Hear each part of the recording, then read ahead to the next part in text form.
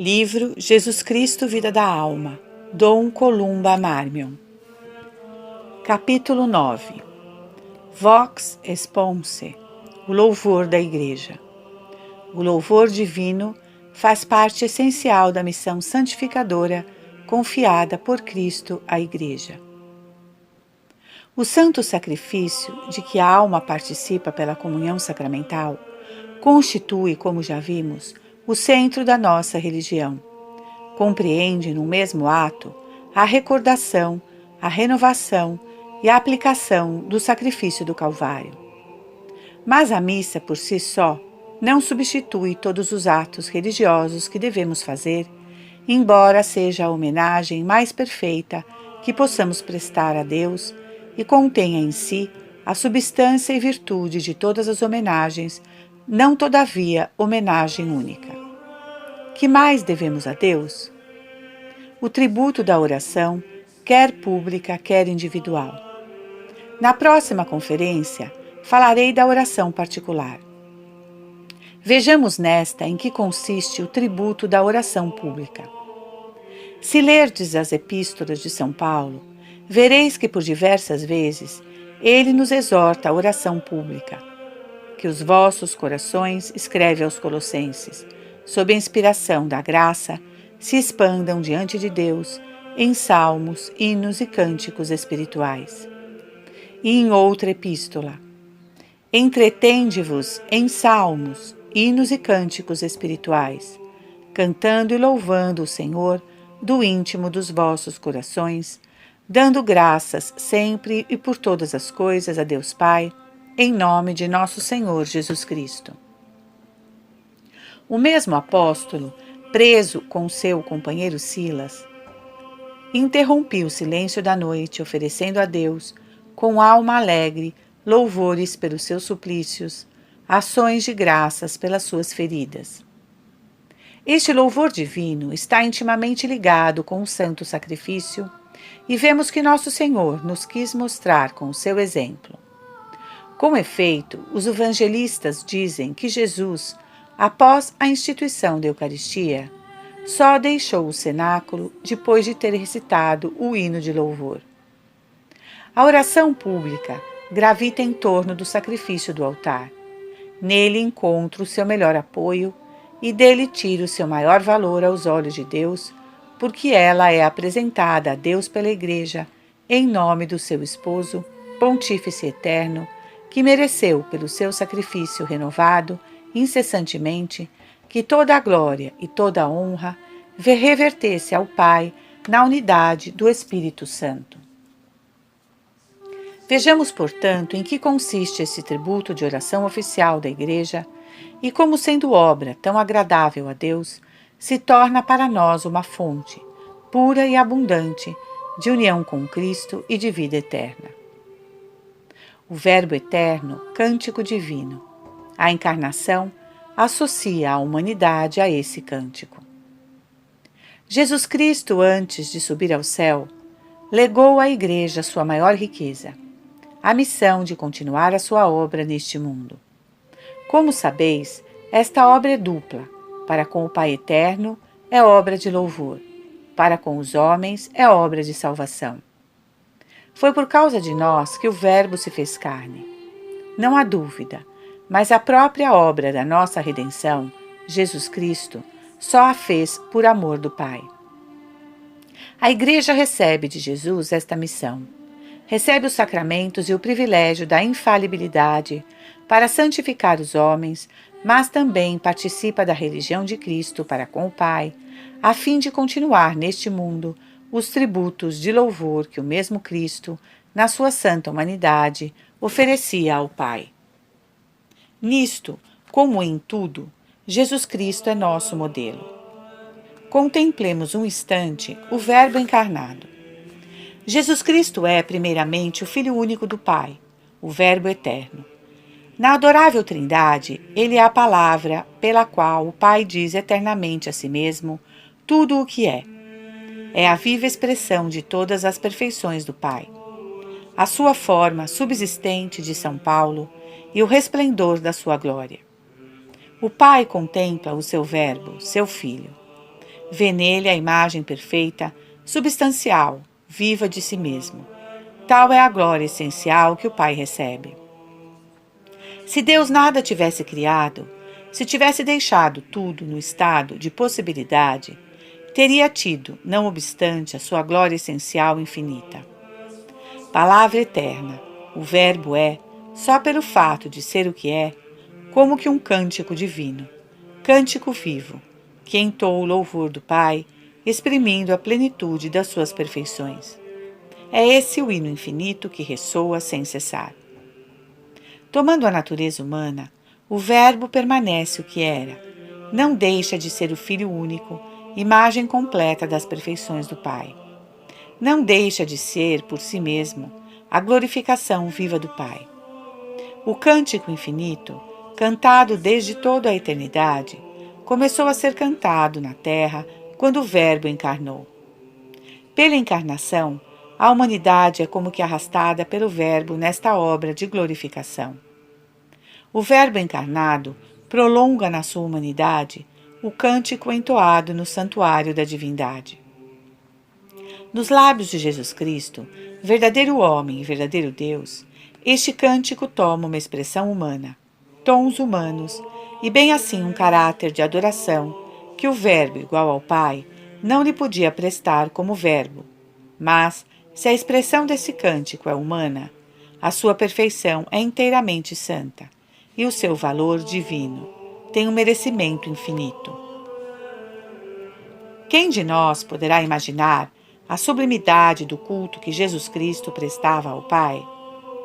Quem poderia dizer alguma coisa do cântico de louvor que Jesus dirigia interiormente na sua alma, 3 vezes santa, à glória do Pai?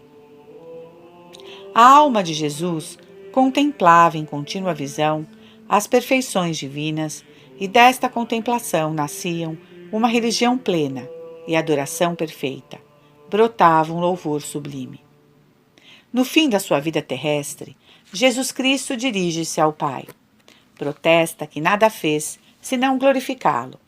É a obra capital da sua vida e realizou-a perfeitamente. Mas notai bem, o Verbo, unindo-se pessoalmente à nossa natureza, incorporou a si, por assim dizer, toda a humanidade. Associou em direito e em princípio toda a humanidade ao louvor perfeito que ele dá a seu Pai, ainda que recebemos da plenitude de Cristo. De sorte que, em Cristo e por Cristo, toda a alma cristã a ele unida pela graça deve cantar os louvores divinos. Jesus Cristo é o nosso chefe. Todos os batizados são os membros de seu corpo místico. Nele e por ele, devemos dar a Deus toda a glória e toda a honra. Jesus Cristo deixou-nos uma parte do louvor para cumprir, como nos deu uma parte de sofrimento a suportar. Por acaso a nossa adoração e o nosso louvor acrescentam alguma coisa ao mérito ou à perfeição dos de Jesus? Certamente que não. Mas Jesus Cristo quis que pela encarnação toda a humanidade que ele representava fosse por direito indissoluvelmente unida a todos os seus estados e a todos os seus méritos. Não o esqueçamos jamais. Ele é um só conosco. Prestou as suas adorações e os seus louvores ao Pai em nosso favor, mas também em nosso nome. É por isso que a Igreja, seu corpo místico, deve associar-se neste mundo à obra de religião e de louvor que a humanidade de Jesus presta agora a seu Pai, in splendoribus sanctotum.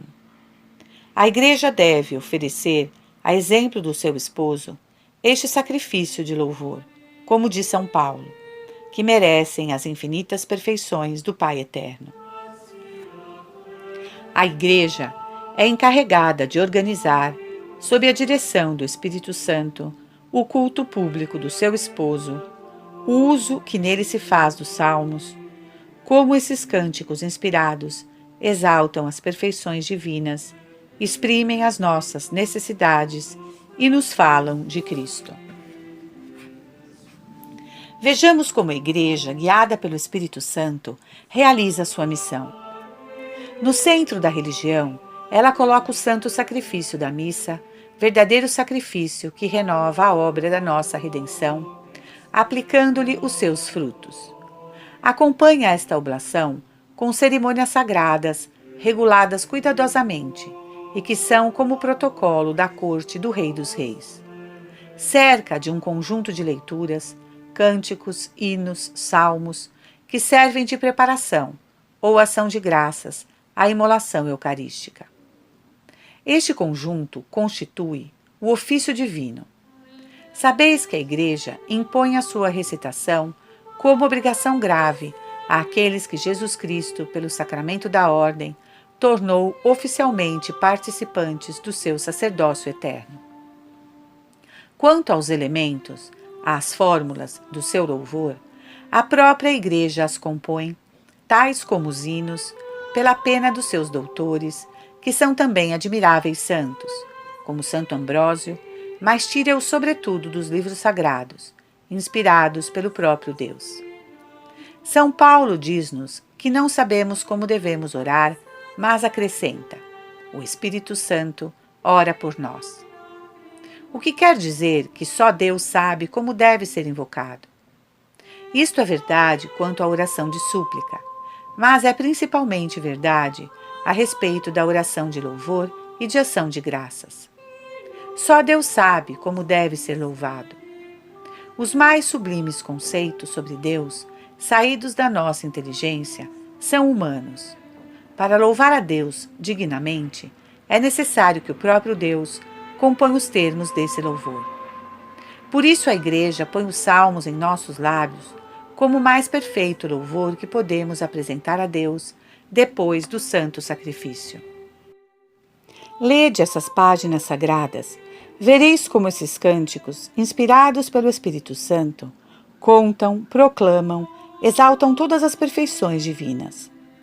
O cântico do Verbo Eterno na Santíssima Trindade é simples e, no entanto, infinito, mas nos nossos lábios de criaturas, incapazes de compreender o infinito, os louvores multiplicam-se e repetem-se com admirável opulência e grande variedade de expressões.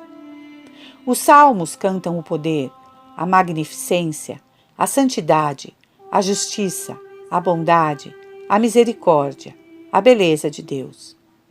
O Senhor fez o que quis, pronunciou uma palavra e tudo se fez.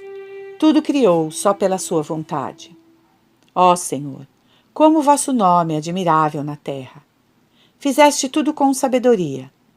O Senhor está acima de todas as nações, diante dele as nações são como se não fossem. A sua glória ultrapassa todos os céus. Quem é semelhante a ele? As montanhas desfazem-se diante dele como cera. Os céus proclamam a sua glória. Que o Senhor seja glorificado em todas as suas obras. Olha para a terra e ela treme. Toca as montanhas e elas deitam fumo como incenso. E vede em que termos os salmos nos falam da bondade, da misericórdia do Senhor. O Senhor é fiel em todas as suas palavras, é misericordioso e compassivo, é bom com todos, e a sua misericórdia estende-se sobre as criaturas. O Senhor está ao lado de todos os que o invocam com sinceridade. Realiza os desejos daqueles que o temem. Ouve as suas orações e salva-os. O Senhor guarda todos aqueles a quem ama. Que tudo em mim bendiga e louve o Senhor, porque a sua misericórdia é eterna.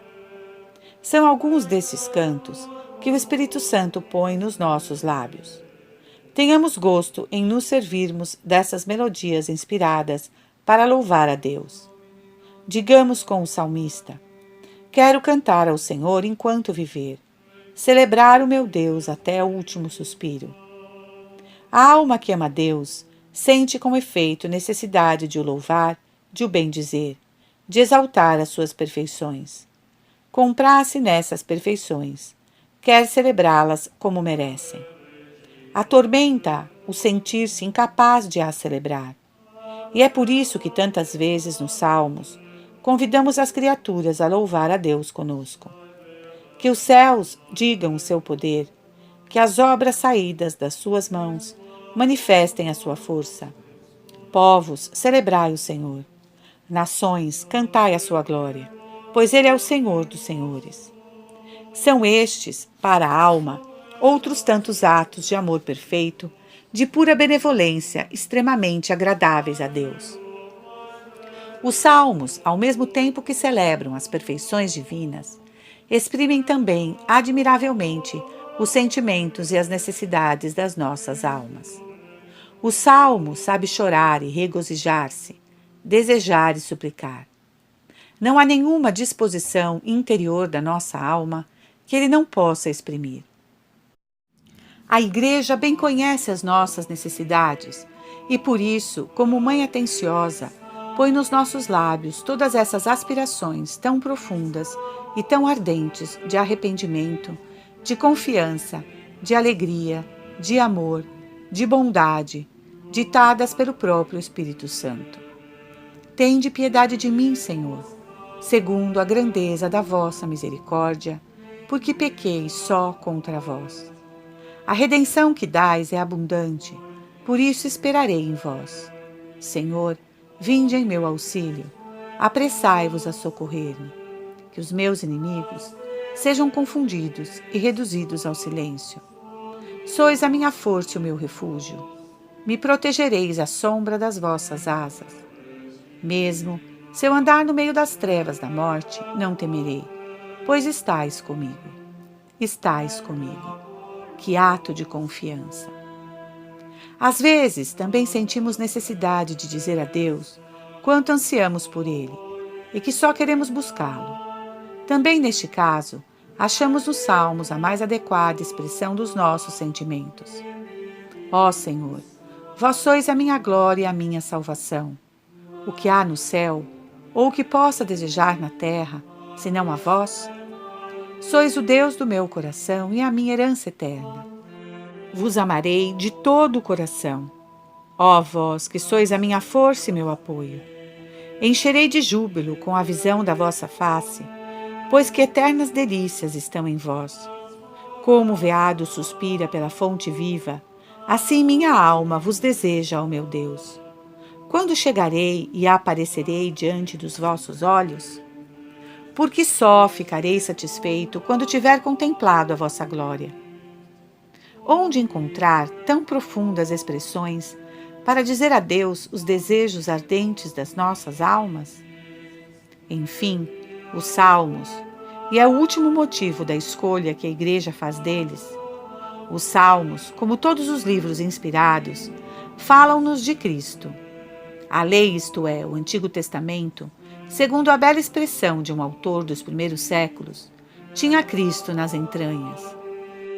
Já vos mostrei, falando da Eucaristia, para os judeus tudo era símbolo e figura de São Paulo. A realidade anunciada pelos profetas, figurada pelos sacrifícios, simbolizada por tantos ritos, era o Verbo encarnado e a sua obra de redenção. Isso é sobretudo verdade falando dos Salmos. Sabeis que Davi, a quem muitos desses cânticos sagrados se referem, era a figura do Messias, assim como Jerusalém, de que tantas vezes se fala nos Salmos, é o tipo da Igreja. Nosso Senhor dizia aos seus apóstolos: é preciso que tudo o que está escrito de mim, nos Salmos, se realize. Os Salmos estão cheios de Cristo. A sua divindade, a sua humanidade, muitas circunstâncias da sua vida e particularidade da sua morte estão marcadas neles com traços nítidos. O Senhor disse-me: és meu filho, concebi-te hoje antes da aurora. Reinará pela sua beleza e graça, pela sua doçura e justiça.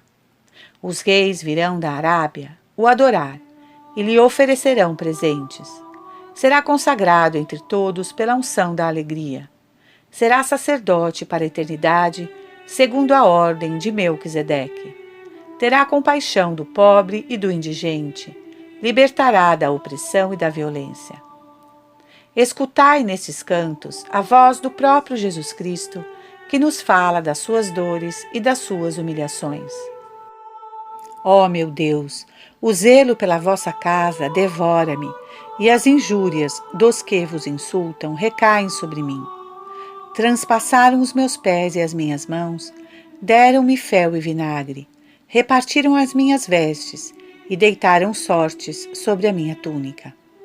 Depois, ouvimos o salmista celebrar o triunfo de Jesus Cristo vencedor. Mas esta pedra rejeitada por aqueles que construíram tornou-se a pedra angular. A carne de Cristo não verá a corrupção. Subirá vitoriosa ao alto dos céus, com os cativos ligados ao seu carro. Príncipes, erguei as portas das vossas cidades. Levantai as vossas portas antigas, que o Rei da Glória faça a sua entrada nos céus, porque se sentará à direita do Senhor, para sempre bendito. Que subsista enquanto brilhar o sol, que todas as tribos da terra sejam nele benditas, e que todas as nações exaltem as suas perfeições. Vede como todos esses traços se aplicam admiravelmente a Jesus Cristo. Com certeza, durante a sua vida mortal, ele cantou ou recitou estes cânticos compostos pelo Espírito Santo. Com efeito, só ele podia cantá-los com toda a verdade que continham acerca da sua pessoa divina. E agora que, tendo cumprido tudo, Jesus Cristo subiu à sua glória, a Igreja recolheu estes cânticos para oferecer todos os dias o louvor ao seu divino esposo e à Santíssima Trindade. E termina todos os salmos sempre com o mesmo cântico. Glória ao Pai, e ao Filho, e ao Espírito Santo. Ou, segundo outra fórmula, glória ao Pai, pelo Filho, no Espírito Santo, como era no princípio, agora e sempre, em todos os séculos. A Igreja quer, deste modo, prestar toda a glória à Santíssima Trindade, primeiro princípio e último fim de tudo que existe. Associa-se, pela fé e pelo amor, ao louvor eterno que o Verbo dá a seu Pai, sendo o modelo de toda a criação.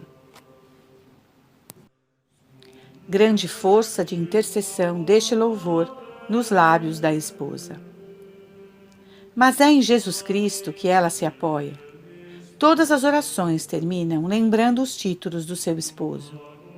É a ele, agora sentado à direita do Pai, e reinando com ele e o Espírito Santo, que a Igreja recorre. Jesus Cristo é o esposo e a Igreja a esposa, como diz São Paulo. E qual é o dote da esposa? São as suas misérias, as suas fraquezas, mas também o seu coração para amar, a sua boca para louvar. E qual o dote do esposo? As suas satisfações, os seus merecimentos, o seu precioso sangue, todas as suas riquezas. Jesus Cristo, estando unido à Igreja, dá-lhe o seu poder de adorar e louvar a Deus. A Igreja une-se a Jesus e apoia-se nele. Vendo-a, os anjos perguntam uns aos outros: quem é esta que sobe do deserto, inundada de delícias e apoiada no seu amado? É a Igreja que do deserto da sua pobreza nativa sobe para Deus, ornada como uma virgem, com as riquezas gloriosas que lhe dá o seu esposo. E em nome de Jesus Cristo, com ele, oferece ao Pai Celeste a adoração e o louvor de todos os seus filhos.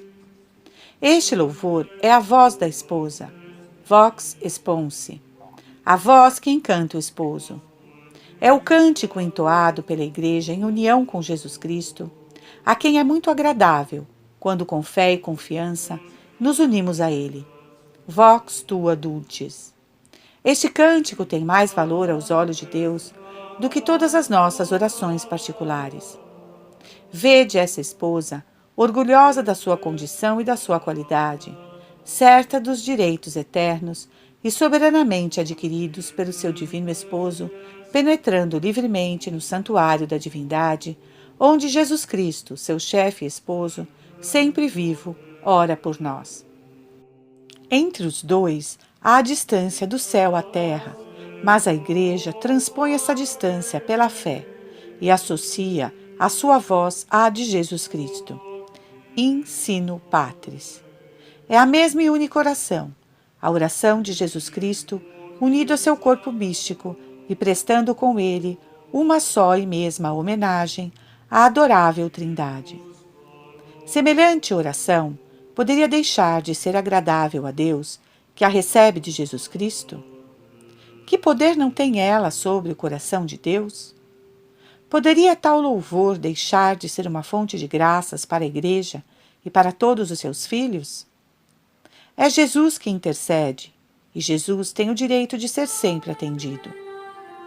Vede como já no Antigo Testamento foi poderosa sobre o coração de Deus a oração do chefe do povo de Israel, e no entanto este povo, escolhido por Deus, era apenas uma figura, apenas uma sombra da Igreja. Entre os hebreus e seus inimigos, os amalecitas, trava-se rijo combate. A luta dura já há algum tempo, com diferentes alternativas. Ora cedem os israelitas, ora vencem. Finalmente a vitória cabe aos hebreus. Ora, qual foi o acontecimento, o fato que decidiu essa vitória? Suponhamos um instante que aqueles que dirigiam a batalha tivessem deixado uma relação circunstanciada das diferentes perpicácias da luta, e que se mostrasse esse documento a um general dos nossos tempos para saber a sua opinião.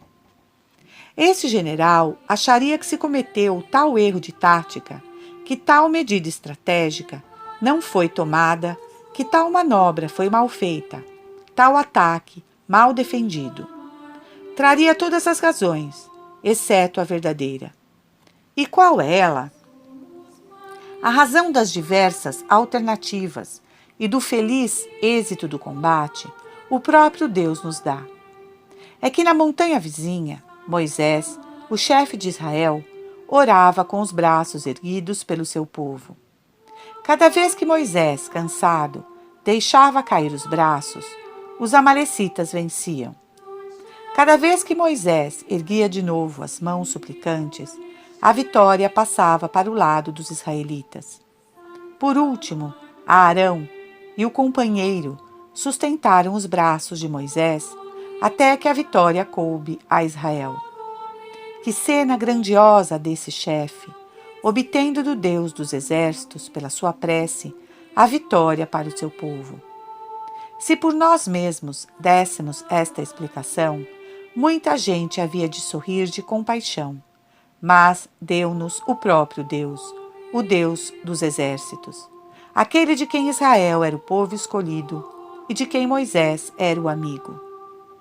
Esta regra aplica-se, é certo, a qualquer oração, mas com quanta mais verdade a oração de Jesus Cristo, chefe da Igreja, orando pela voz da Igreja, pelo seu corpo místico, que luta na terra contra o príncipe deste mundo e das trevas, repetindo todos os dias no altar a oração que fazia por nós, de braços abertos, na montanha do Calvário, e oferecendo ao seu Pai os merecimentos infinitos da sua paixão e da sua morte. Numerosos frutos de santificação, a oração da Igreja, fonte de luz, faz-nos participar dos sentimentos da alma de Cristo. Este louvor, dirigido pela Igreja a Deus no santo sacrifício e nas horas canônicas que gravitam em torno da missa, não possui somente uma força de intercessão, mas também um grande valor de santificação. Como?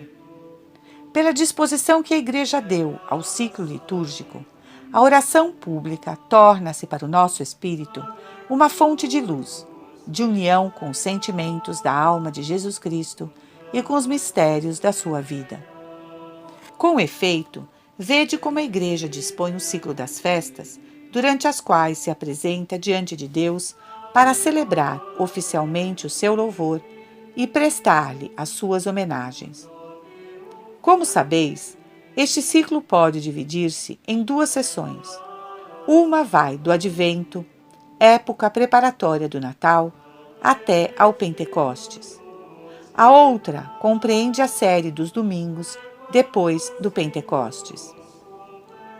O fundo da primeira parte é essencialmente constituído pelos mistérios de Cristo. A Igreja recorda, muito em resumo, os principais estágios da existência terrestre do seu esposo, durante o advento, a sua preparação no Antigo Testamento. No Natal, o seu nascimento em Belém. A sua epifania, isto é, a sua manifestação aos gentios na pessoa dos magos. A sua apresentação no templo. Depois, durante a Quaresma, o seu jejum no deserto. Em seguida, durante a Semana Santa, celebra a sua paixão e morte.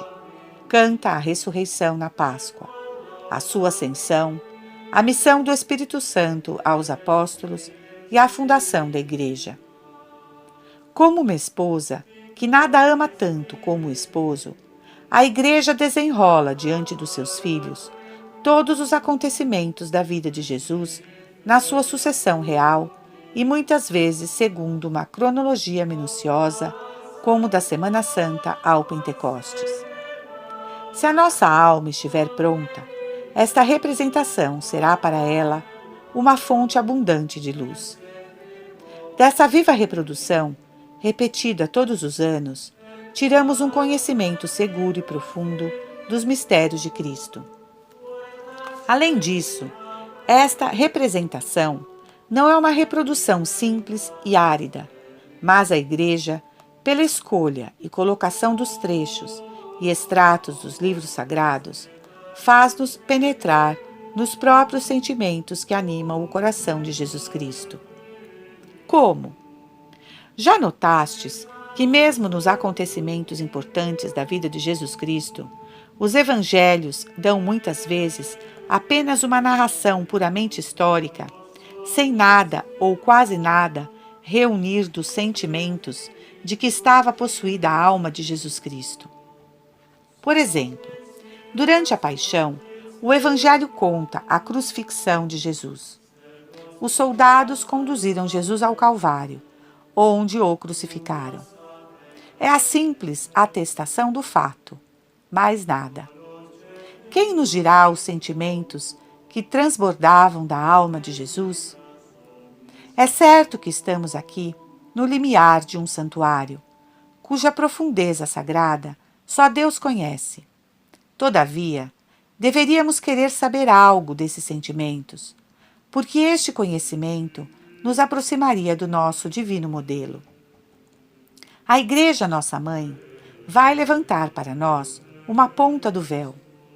Sabeis que Jesus Cristo, suspenso na cruz, deixou cair dos lábios essas palavras: meu Deus, por que me abandonastes? Estas palavras formam o primeiro versículo de um salmo messiânico, que só se pode aplicar a Jesus, e no qual são expressos de modo admirável não só as circunstâncias da sua crucifixão, como sentimentos que deviam, neste momento, encher a sua alma.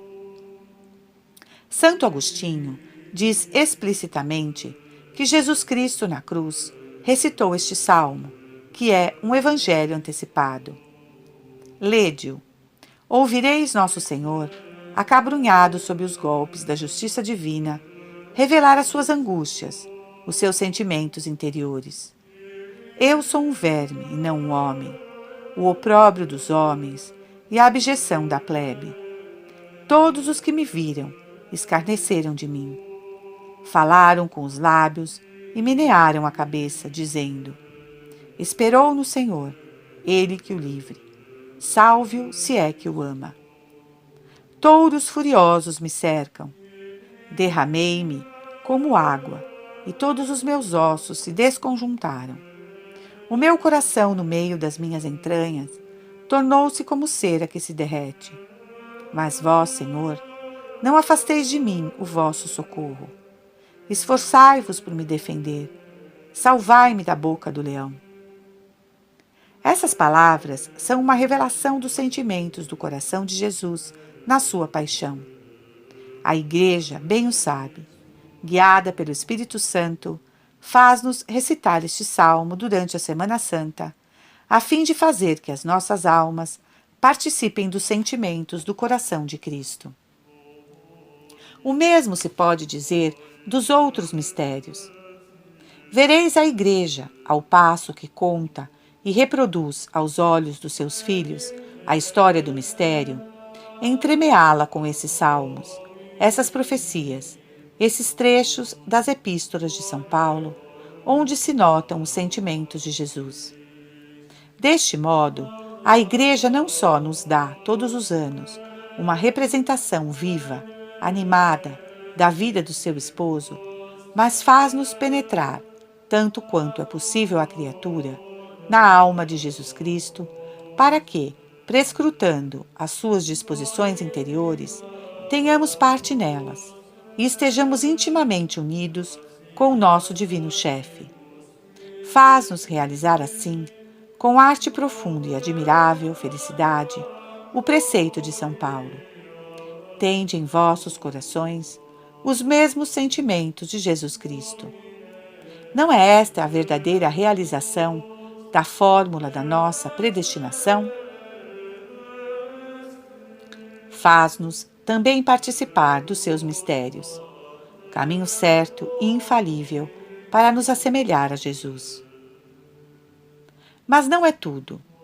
Estes mistérios de Cristo, que a Igreja nos faz celebrar cada ano, são mistérios ainda vivos.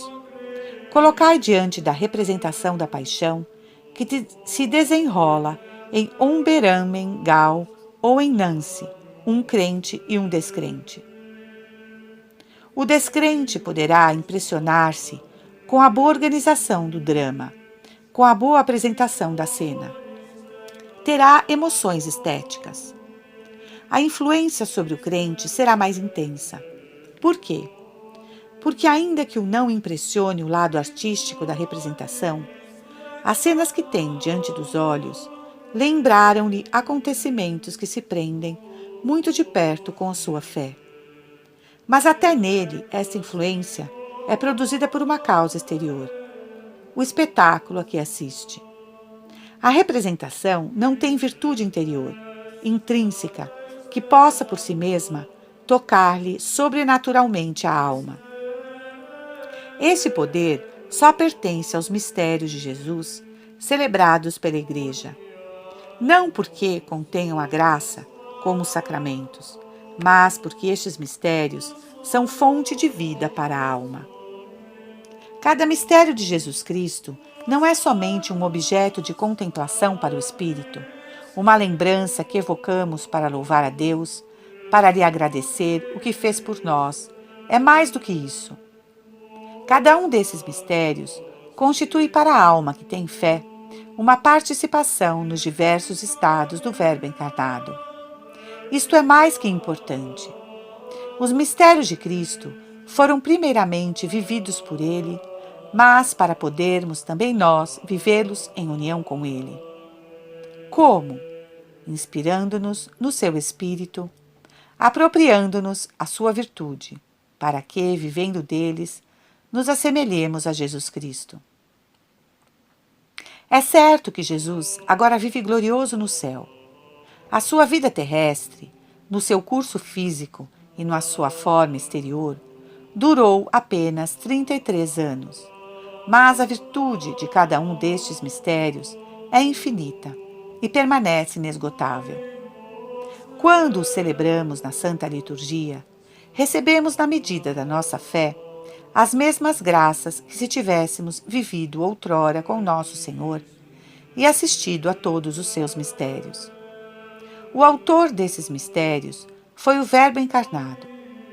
Como vos disse, Jesus Cristo, pela encarnação, associou toda a humanidade aos seus mistérios divinos e mereceu para todos os seus irmãos a graça que lhe aprouver ligar a esses mistérios. E é na sua celebração pela Igreja, a qual encarregou de continuar a sua missão neste mundo, que Jesus Cristo, no decorrer dos séculos, comunica às almas fiéis a participação da graça que esses mistérios encerram. Eles são, como diz Santo Agostinho, o tipo da vida cristã que devemos viver na qualidade de discípulos de Jesus. Por exemplo, o Natal. Adorando o nascimento do nosso Salvador, diz São Leão, sucede que a nossa própria origem que celebramos. Com efeito, Essa geração temporal de Cristo é a fonte do povo cristão. E o nascimento do chefe é, ao mesmo tempo, o do seu corpo místico. Todo homem, em qualquer parte do mundo que habite, acha neste mistério um renascimento em Cristo. O Natal traz, cada ano, a alma que celebra com fé este mistério, pois é pela fé, primeiramente, e depois pela comunhão eucarística, que entramos em contato com os mistérios de Cristo, uma graça de renovação interior que aumenta o grau da sua participação na filiação divina em Jesus Cristo. O mesmo se dá com os outros mistérios. A celebração da Quaresma, da Paixão e da morte de Jesus durante a Semana Santa traz consigo uma graça de morte para o pecado que nos auxilia a destruir cada vez mais em nós o pecado, o apego ao pecado e à criatura. Porque, diz explicitamente São Paulo, Jesus Cristo fez-nos morrer e sepultou-nos consigo.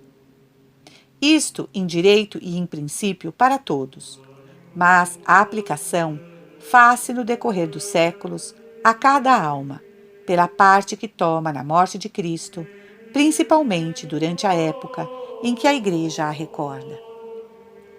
Do mesmo modo, na Páscoa, quando cantamos a glória de Cristo saindo do túmulo, vitorioso da morte, achamos na participação deste mistério uma graça de vida e de liberdade espirituais. Deus, disse São Paulo, ressuscita-nos com Cristo. E diz ainda, falando da graça peculiar a esse mistério: se ressuscitastes com Cristo, procurai e saboreai, não as coisas da terra, as quais, sendo criadas, contêm o germen da corrupção e da morte, mas as coisas do alto, que vos conduzem à vida eterna. Depois de nos ter associado à sua vida de ressuscitado, Jesus Cristo faz-nos participar do mistério da sua ascensão. E qual é a graça especial deste mistério? São Paulo responde-nos: Deus, grande apóstolo, que, com todos estes exemplos, ilustra admiravelmente a exposição, que tanto tem em conta da nossa união com Jesus Cristo, como membros do seu corpo místico, diz-nos, em termos muito explícitos, que Deus os fez sentar com Cristo no reino dos céus. Por isso escrevia um autor antigo: enquanto estamos neste mundo, acompanhemos Jesus ao céu pela fé e pelo amor, para que o possamos seguir na realidade, no dia designado pelas promessas eternas. Não é, na verdade, o que a Igreja nos incita a pedir na oração da festa?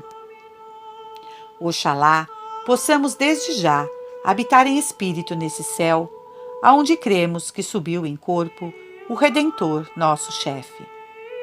Assim, ano a ano, a Igreja faz passar diante dos nossos olhos a representação dos acontecimentos que marcaram a vida terrestre do seu esposo. Faz-nos, primeiramente, contemplar esses mistérios, e cada ano é uma nova luz que nos ilumina. Descobre-nos os sentimentos do coração de Cristo, e cada ano penetramos mais nas disposições interiores de Jesus. Faz-lhe viver em nós todos estes mistérios do nosso divino chefe. Apoia as nossas súplicas para que obtenhamos a graça especial própria de cada um destes mistérios vividos por Cristo, e assim adiantamos, pela fé e pelo amor, pela imitação do nosso modelo divino, posto incessantemente sob os nossos olhares, naquela transformação sobrenatural que é o termo da nossa união com Jesus. Não é isso a santidade real e a verdadeira forma da nossa predestinação divina? Ser tão semelhantes ao Filho muito amado, que a sua vida se torne a nossa?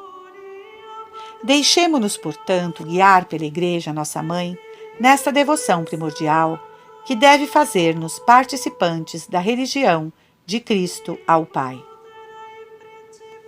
Jesus Cristo confiou à sua esposa a celebração dos seus mistérios. A oração escolhida pela Igreja é a expressão verdadeira e autêntica da homenagem digna de Deus Quando a Igreja, que conhece o segredo de Jesus, se dispõe, e nós com ela, a celebrar os mistérios de Cristo, parece ouvir-se no céu esta palavra do Cântico dos Cânticos: soe a tua voz dentro dos meus ouvidos, porque a tua voz é doce e a tua face graciosa. A Igreja está ornada com as riquezas do Divino Esposo. Tem direito a falar em seu nome.